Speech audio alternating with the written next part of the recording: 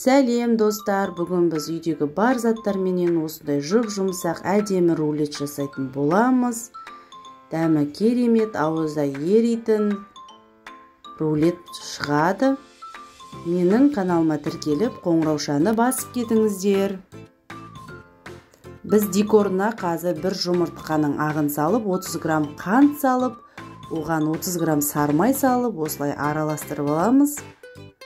30 грамм ұн саламыз, краситель саламыз, осылай свет шығарып аламыз. Қалаған түстеріңізді салсаңыздар болады. Мен жүрекше етіп пергаментный қағазға осылай істеп алдым. Сосын 20 минутқа холодильникке қойып қоясыздар. 3 жұмыртқаға қант саласыздар 130 грамм. Осылай көлем үлкейіп, аппақ болғанша істеп аласыздар. Кукурузный крахмал қостым 40 грамм, разрыхитель 1 шай қасық, ұн 80 грамм қостым, осылай араластырып, миксермен емес,